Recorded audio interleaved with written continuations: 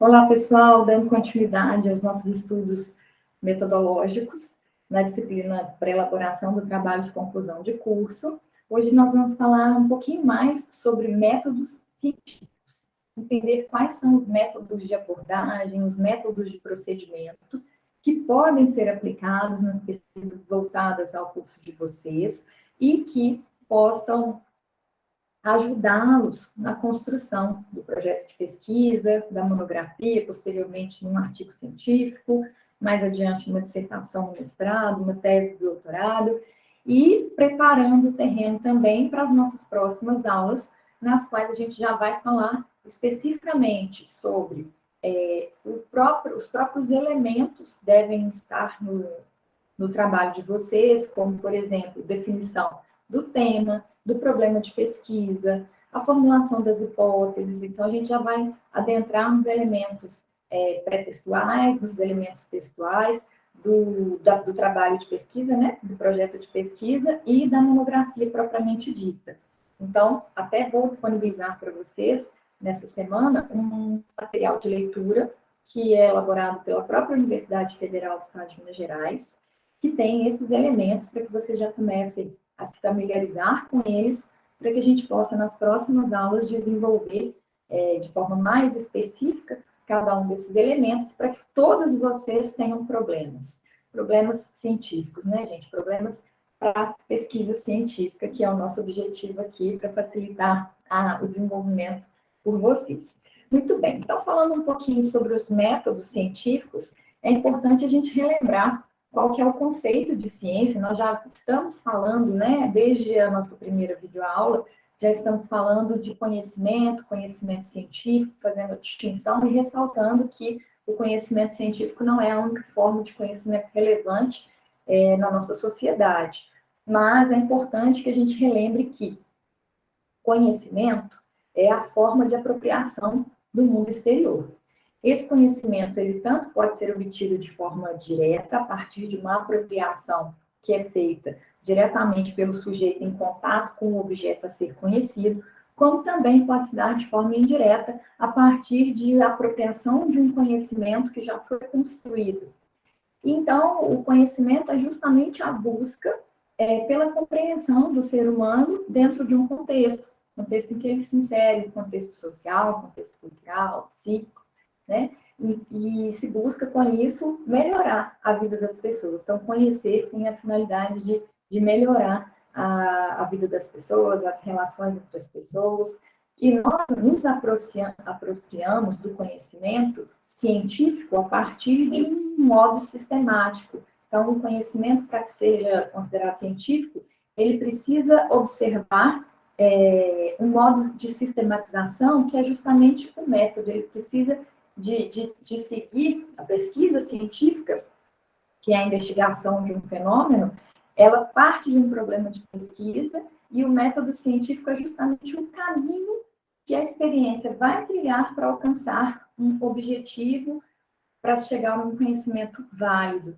Então, o conhecimento científico é aquele que decorre da aplicação de modo sistemático de um método científico, que é justamente um conjunto de princípios, um conjunto de técnicas que vai ser observado naquela investigação para que se chegue a um conhecimento válido. Então, na construção do método é necessário também, na construção da pesquisa, né, na busca pelo conhecimento científico, é necessário que vocês utilizem o método que seja mais adequado para o problema que vocês pretendem investigar, a resposta que vocês pretendem com a pesquisa que vão elaborar.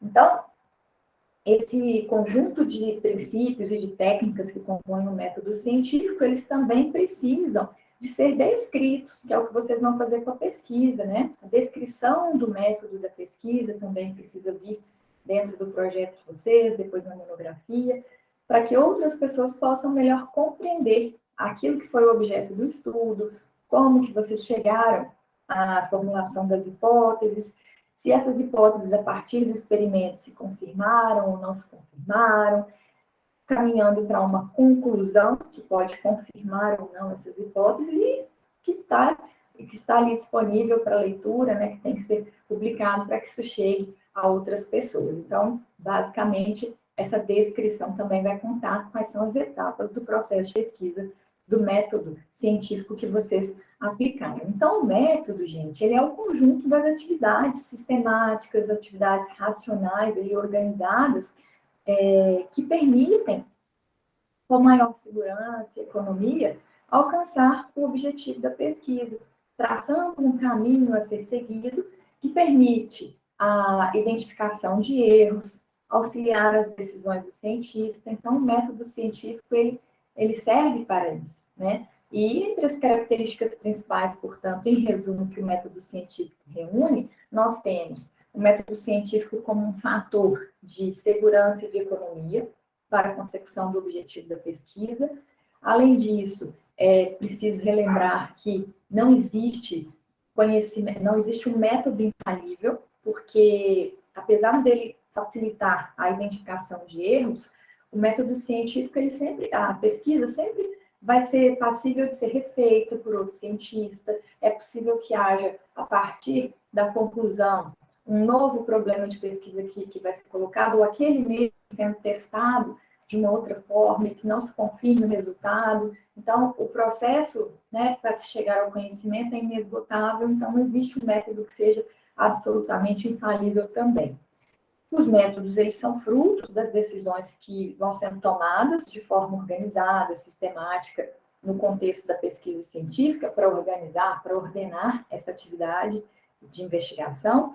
E o método científico, ele também é uma condição necessária para que se chegue ao conhecimento científico, porque não existe conhecimento científico, não existe um conhecimento válido sem que sejam observados esses processos, esse procedimento ordenado e racional, por conta da necessidade de que outro cientista possa refazer aquele caminho, confirmar, verificar, testar se aquela hipótese se confirma, se reproduzir da aplicação daquele método de pesquisa, método científico dentro daquele mesmo contexto, né, reproduzida das mesmas bases, se ele vai dar o mesmo resultado. Então, além disso tudo, o método também, a aplicação do método científico, ele vai facilitar a apresentação dos problemas, a comprovação das hipóteses, então ele tem esses aspectos. E a finalidade é justamente a obtenção da verdade por intermédio da comprovação das hipóteses, que são os palpites, que nós formulamos a partir da observação da natureza, a partir da observação de um objeto, nós temos ideias, palpites sobre o que pode acontecer, sobre quais podem ser os possíveis efeitos, os possíveis desdobramentos. Então, essas hipóteses, elas são as pontes entre a observação da realidade e a formulação de uma teoria científica, a partir da repetição de resultados, a partir da confirmação de hipóteses em determinado sentido em relação a um determinado tema. Então, o método científico também pode levar à formulação de teorias científicas, né, de uma forma mais robusta, a partir da repetição de vários experimentos no mesmo sentido, chegando a resultados iguais, similares, enfim.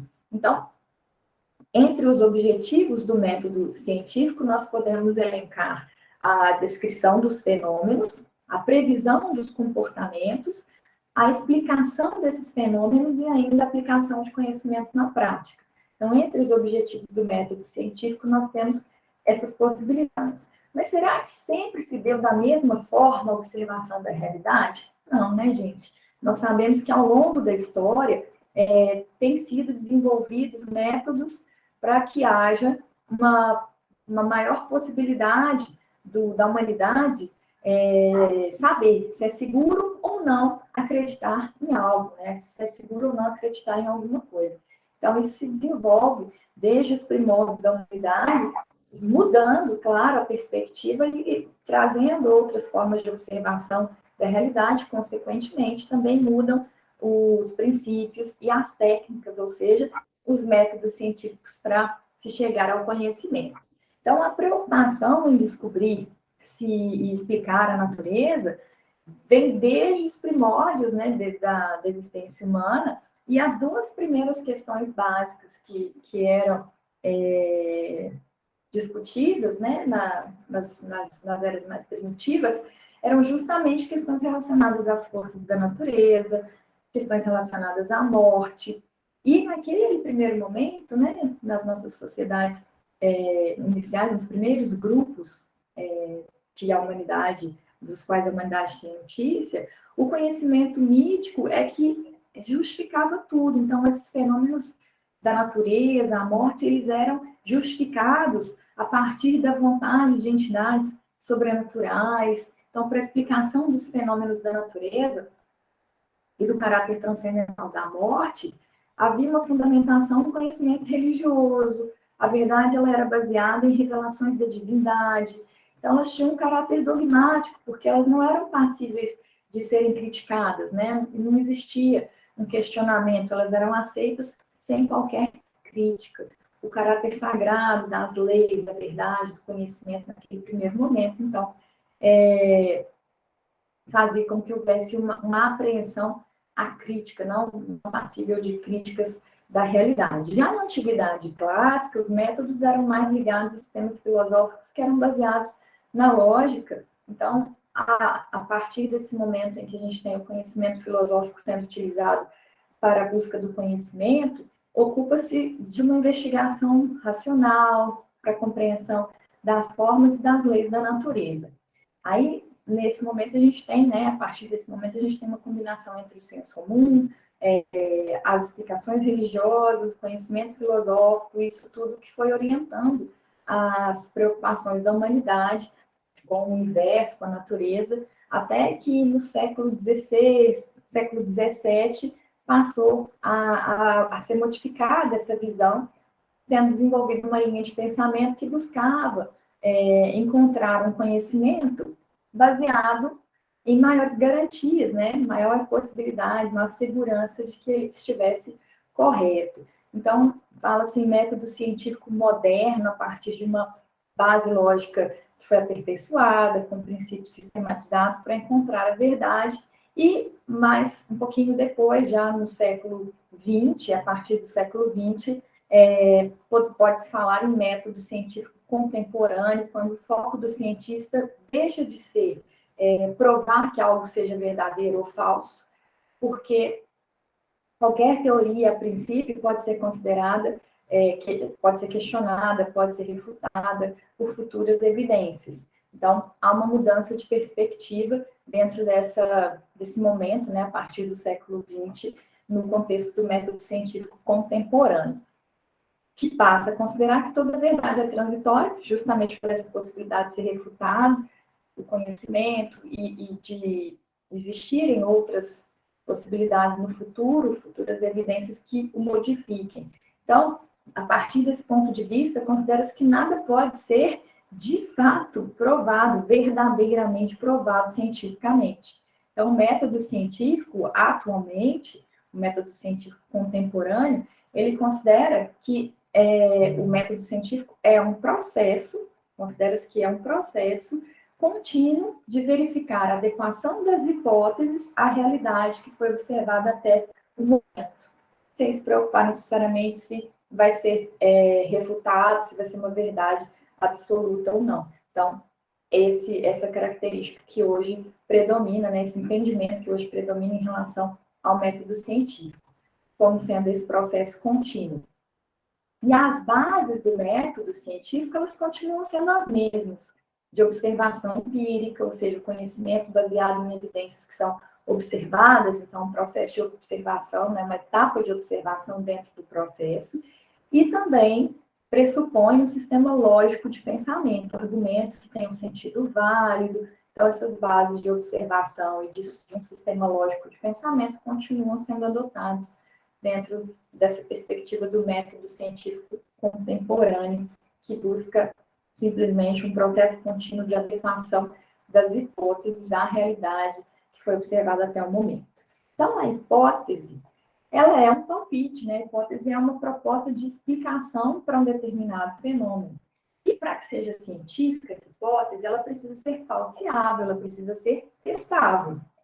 E, para isso, ela tem que ser específica e gerar previsões que sejam verificáveis, né? Se a gente tiver uma hipótese que não seja passível, um palpite que não seja passível de ser investigado, que possa ser confirmado, testado, é inviável fazer um projeto de pesquisa ou um trabalho científico contendo essa proposição, contendo esse palpite, porque ele não vai poder ser testado, não vai poder ser confirmado.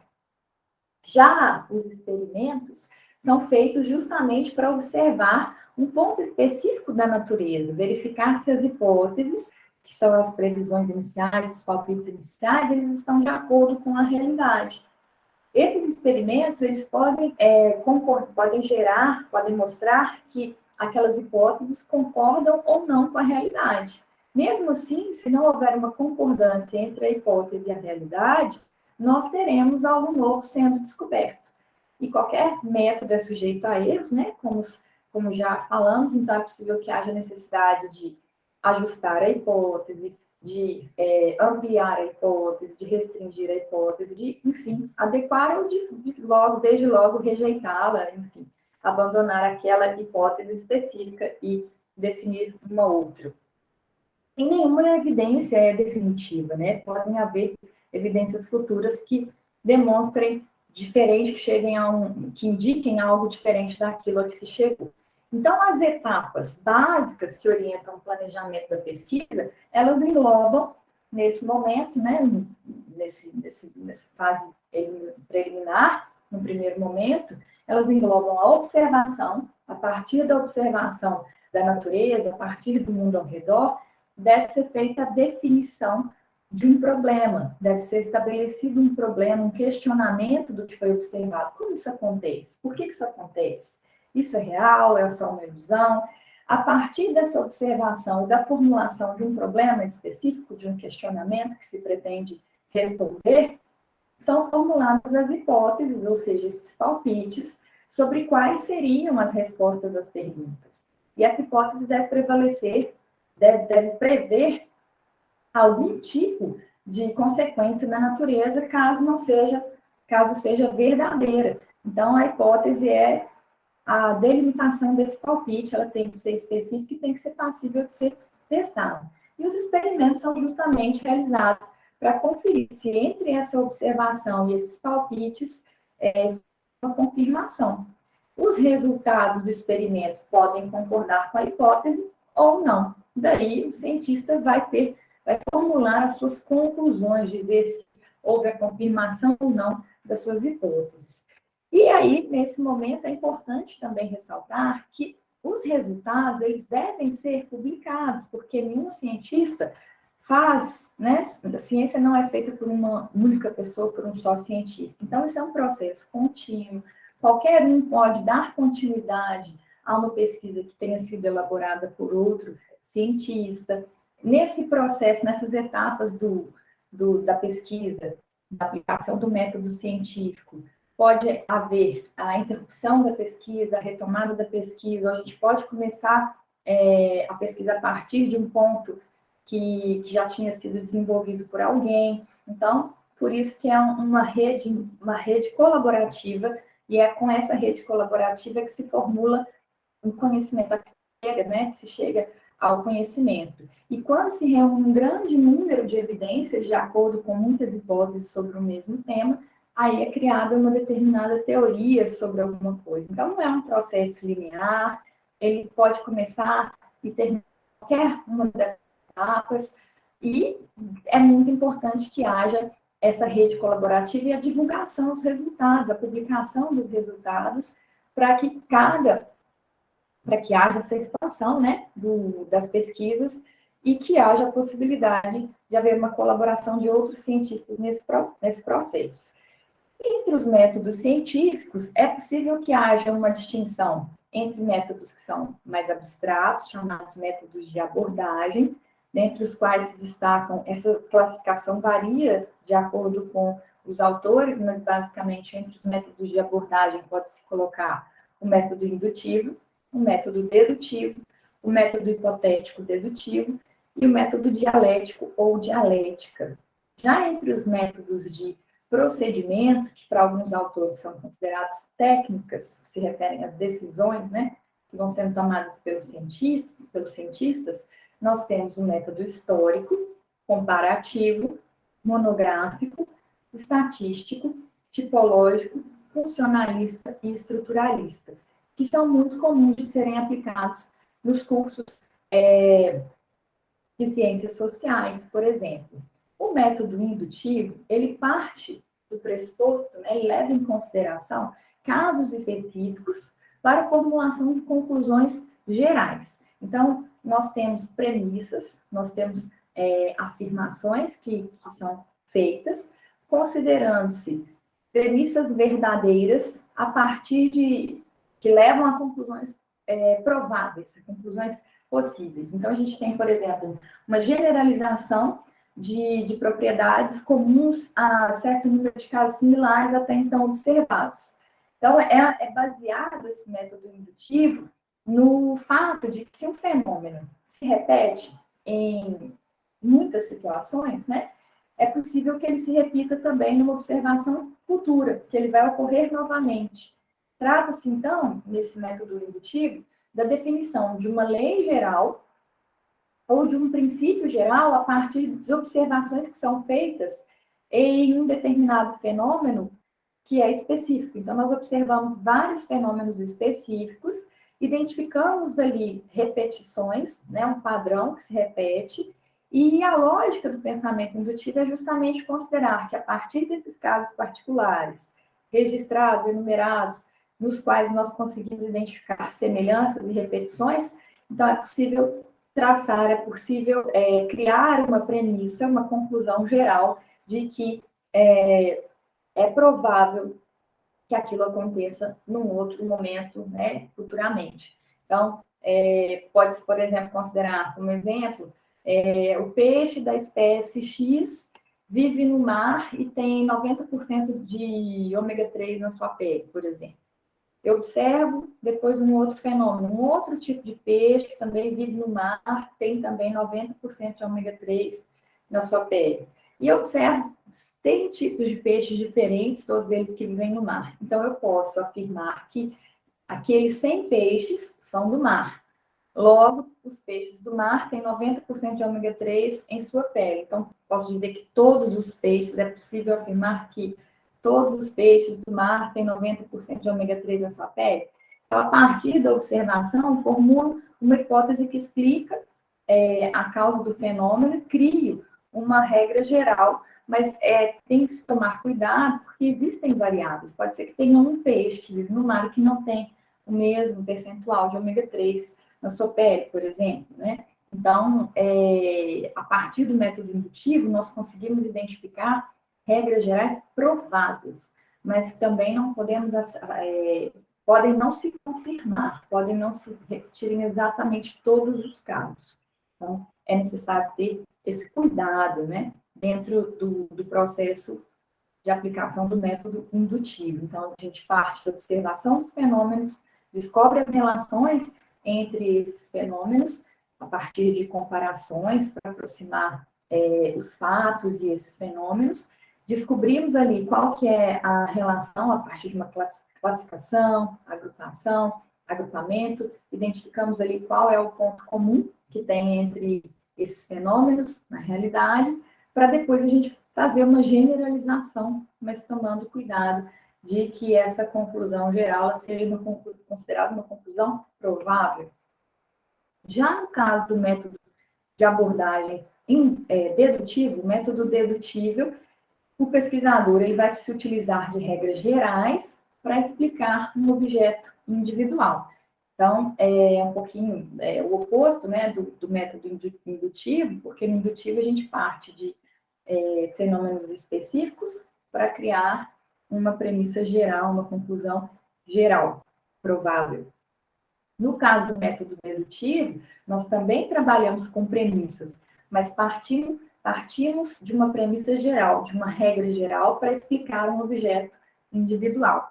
Então, no método dedutivo, nós temos a extração de uma verdade particular, específica, a partir de uma verdade geral, na qual está implícita, ela está inserida, né? Então, é um método que utiliza o raciocínio lógico para que se chegue a conclusões mais específicas, particulares, a partir de uma preposição que seja geral.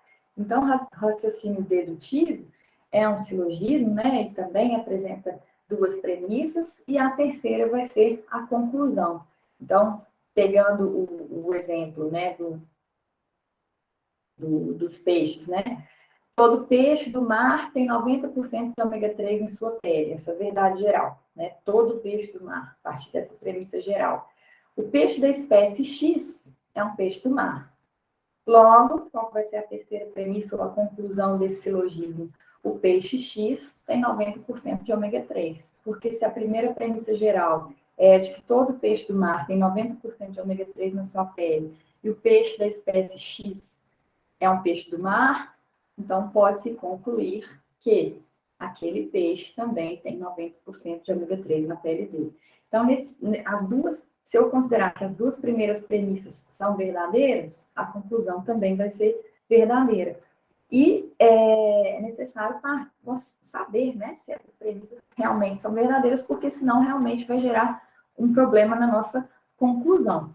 Já o método hipotético dedutivo, que é um terceiro tipo de método de abordagem, é o método de tentativa e erro.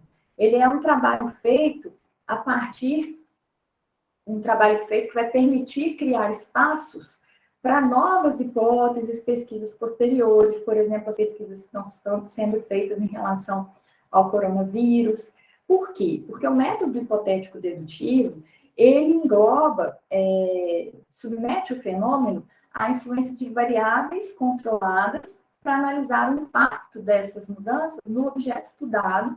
É um tipo de método que exige um planejamento rigoroso, passos metodológicos muito claros. Por quê? Porque ele parte do pressuposto que nós temos, de acordo com o que idealizou Karl Popper, nós temos que falsear as hipóteses, né? Então, uma hipótese vai ser exposta a testes para que seja refutada. Então, o método hipotético dedutivo é um método de tentativa de eliminação da teoria, da própria teoria. Nós temos a delimitação do problema, a elaboração da pergunta que a pesquisa deverá responder, o levantamento de hipóteses, ou seja, dos palpites, que são aquelas suposições plausíveis para responder o problema de pesquisa, usando o argumento do método dedutivo. Então, a gente vai... Por que é hipotético dedutivo? Porque na formulação dessas hipóteses, nós vamos levar em consideração o método dedutivo, a partir de uma lei universal, para formular o palpite.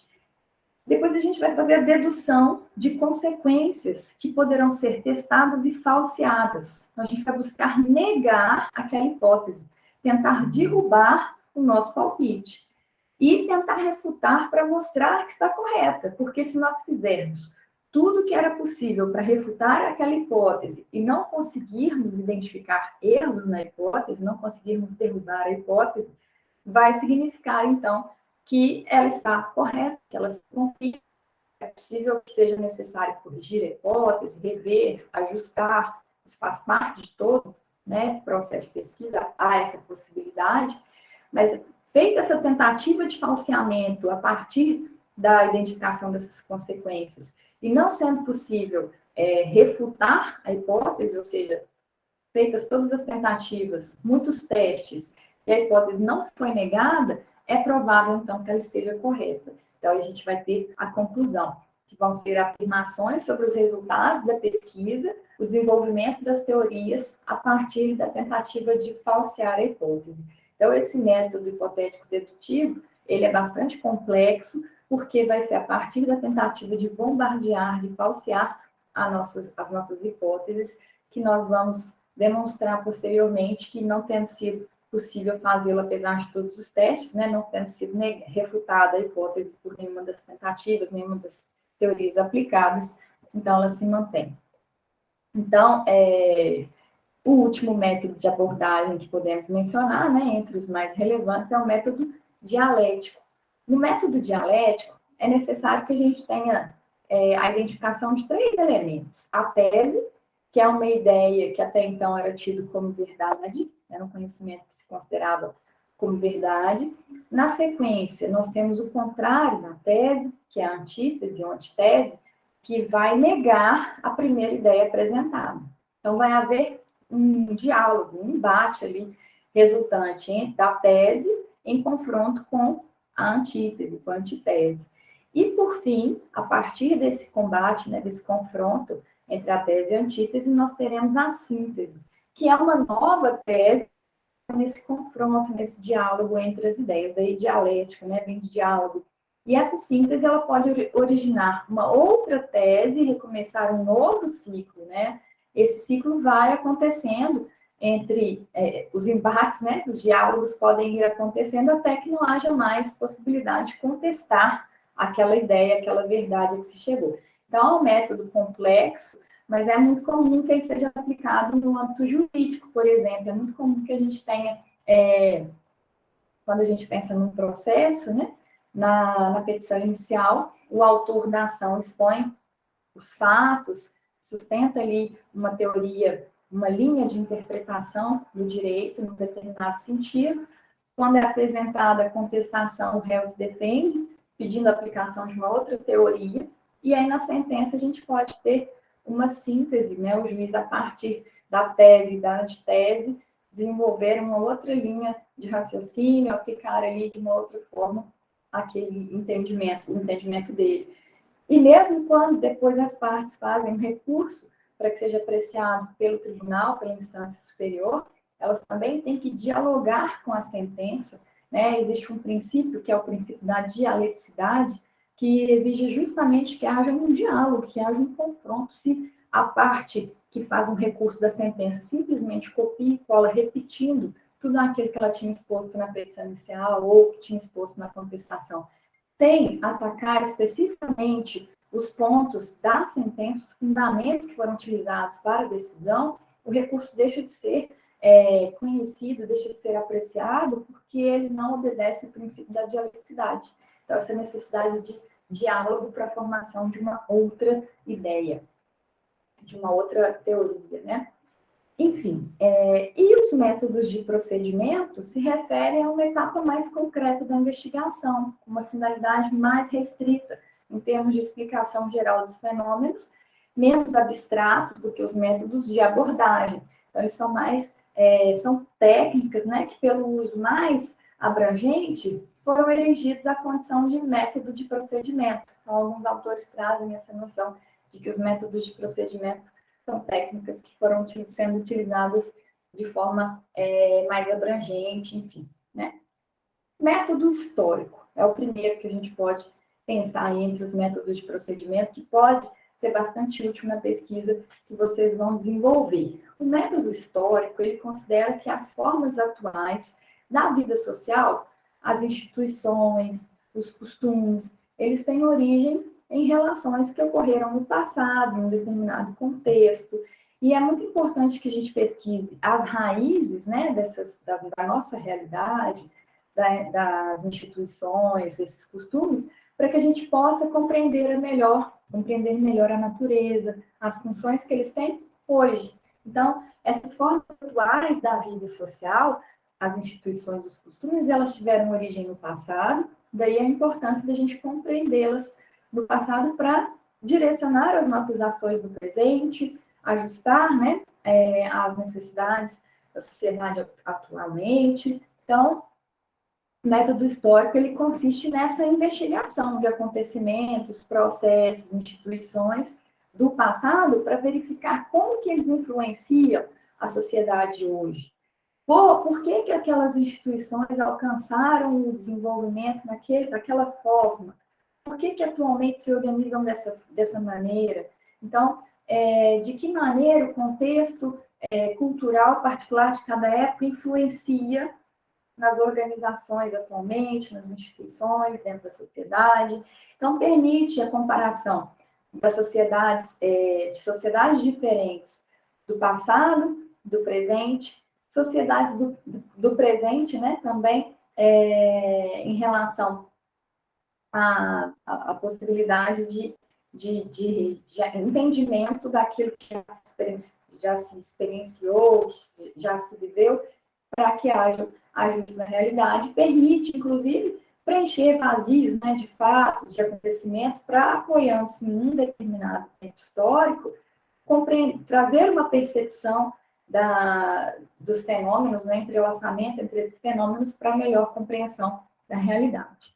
Então, o método histórico ele pode ser bastante útil para que, por exemplo, a gente analise questões relacionadas à organização das famílias, para a gente entender como que se davam as relações no contexto familiar 100 anos atrás, atualmente, né? Como que é a forma pelas quais as famílias hoje se estruturam, não há mais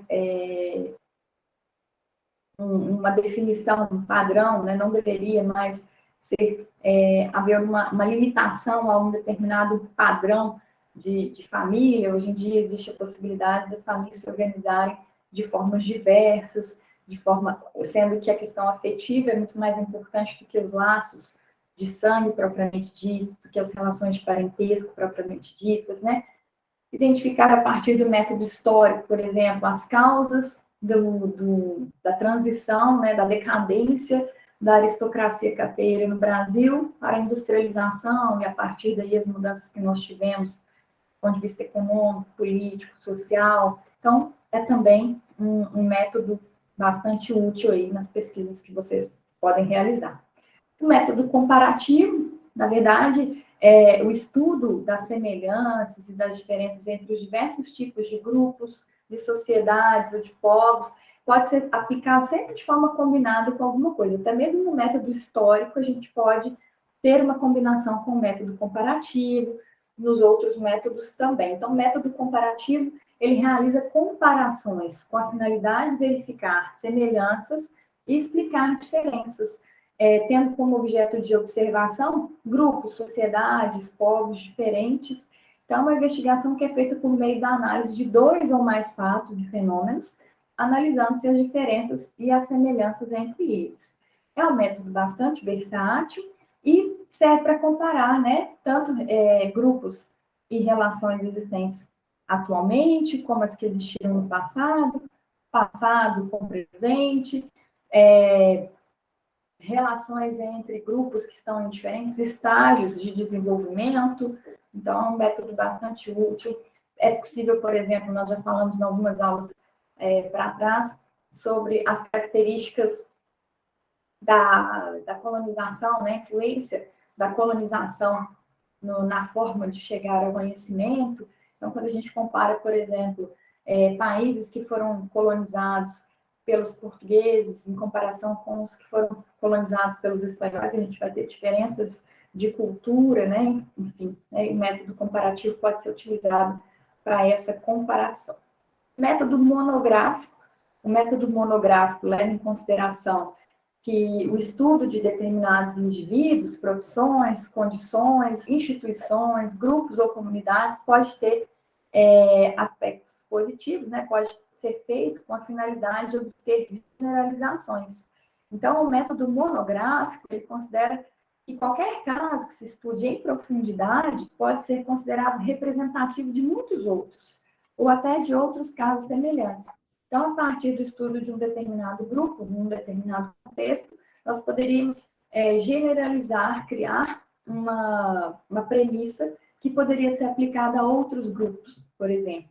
Então, é uma investigação que deve examinar esses grupos, esses segmentos, e analisar também. A vantagem dessa análise é justamente respeitar aquela totalidade solidária, né?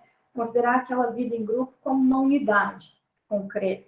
Então, eu vou analisar, por exemplo, como é o papel dos idosos na sociedade brasileira no século XXI, quais são os problemas recorrentes, ou como é a vida dos trabalhadores informais no Brasil, trabalhadores por plataformas digitais no Brasil, por exemplo, né? Então, se refere ao método monográfico a um estudo específico de um grupo ou de um segmento dentro da sociedade. O método estatístico se refere à possibilidade de pegar dados, fenômenos que acontecem na nossa realidade, fenômenos sociológicos, políticos, econômicos, e transformá-los em termos quantitativos, para permitir uma manipulação estatística desses dados e, consequentemente, permitir a comprovação das relações dos fenômenos entre si a partir dessa forma de demonstração, dessa forma de revelação quantitativa. E, a partir daí, obter generalizações sobre a sua natureza, sobre a sua ocorrência, sobre o seu significado. Então, a ideia que os métodos estatísticos eles permitem é justamente obter conjuntos complexos, representações, e que essas verificações elas possam ser simplificadas pela evidência, pela demonstração, através de termos quantitativos, a partir de dados estatísticos. Então, o papel do método estatístico é fornecer uma descrição quantitativa da sociedade. E também permitir que haja uma comparação a partir dessa coleta de dados que é feita de forma organizada. Então, por exemplo, quando nós tivemos a chamada reforma trabalhista no Brasil, quando tivemos a promulgação, quando entrou em vigor a Lei 13.467 de 2017, o que se esperava, pelo fato de ter constado na exposição de motivos, o que era o pretexto da reforma trabalhista no Brasil é que houvesse um aumento do número de empregos, do crescimento da oferta de empregos.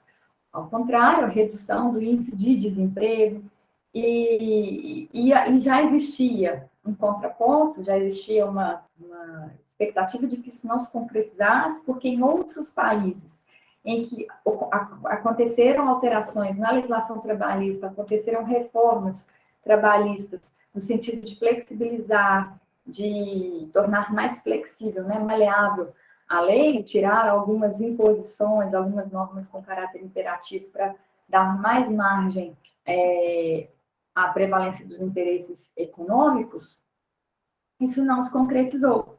Então, já existiam dados, né, já era possível, a partir do método estatístico, fazer uma previsão, né, criar uma generalização no sentido de que, vejam, países na Europa, países com estágio de desenvolvimento, a gente pode até usar o método monográfico comparado com método, combinado com método estatístico e com método comparativo, 3 juntos.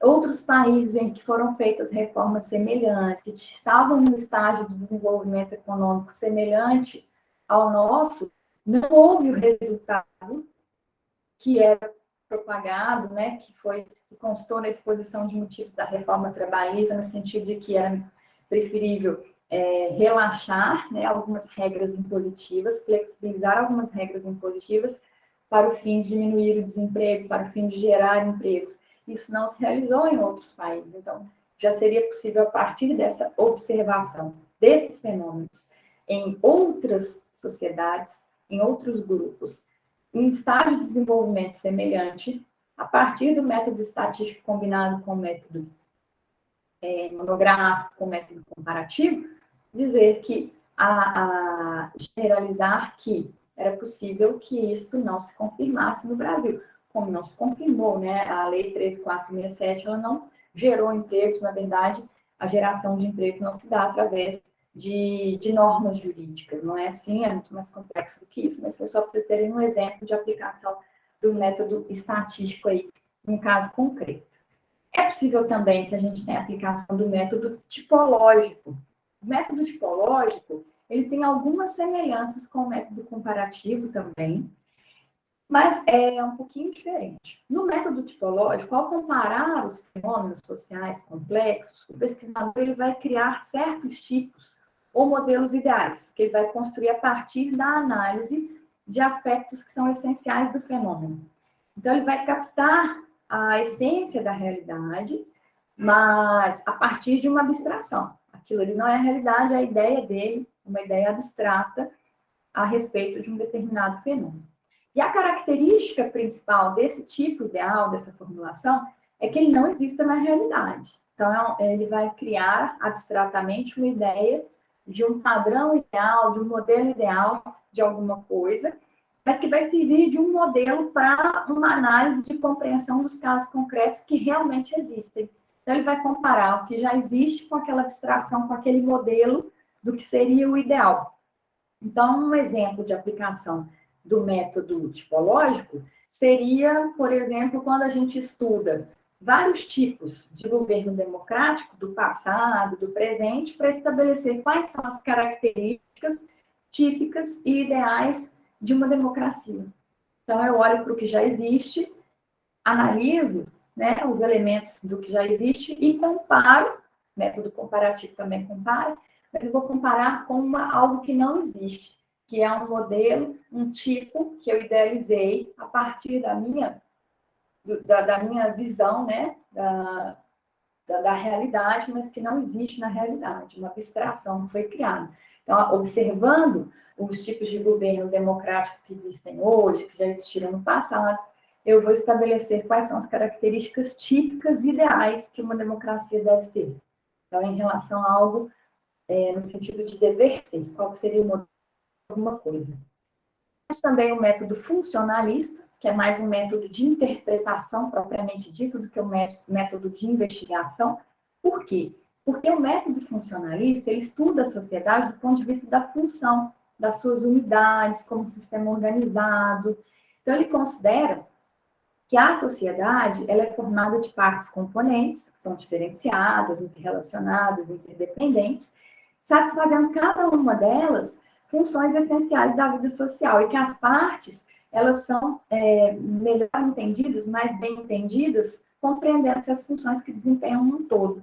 Então, é como se a sociedade fosse uma estrutura complexa de grupos de indivíduos reunidos dentro de uma trama, de um emaranhado de ações e de reações sociais, e de outro, como um sistema de instituições que estão relacionadas, correlacionadas entre si, que agem e reagem umas às outras. Então, o método funcionalista ele é muito mais um método de interpretação do que de investigação, porque ele vai levar em consideração o papel das partes compreendidas dentro desse complexo de estrutura, de organização. Então, por exemplo, a gente pode levar em consideração como os costumes, os usos e costumes influenciam a formação da identidade cultural de um determinado grupo. Então, muito mais um método de interpretação, de investigação por isso. Porque quando eu falo que eu considero os indivíduos, né, as pessoas, como sendo parte dentro de uma sociedade que é complexa, que é um emaranhado de relações, que há uma ação e reação, e que as instituições se correlacionam entre elas. Então, quando eu vou analisar, dentro desse contexto, o papel da cultura, estou muito mais interpretando do que propriamente investigando. Né? Então, é nesse sentido que os autores colocam o funcionalista como sendo mais interpretativo do que investigativo. E ainda o método estruturalista,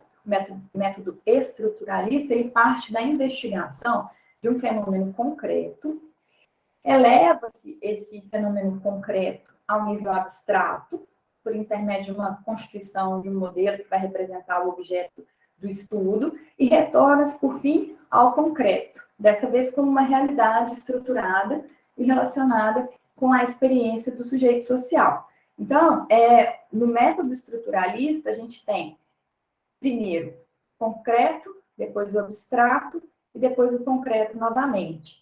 É um método que é considerado possível de penetrar na realidade concreta. A mente constrói um modelo de uma representação concebível da realidade, e a partir desse modelo que eu tenho na minha mente, eu volto a analisar aquele fenômeno, e eu vou conseguir analisá-lo de uma forma muito mais completa, mais profunda, e a partir daí eu vou ter as minhas conclusões.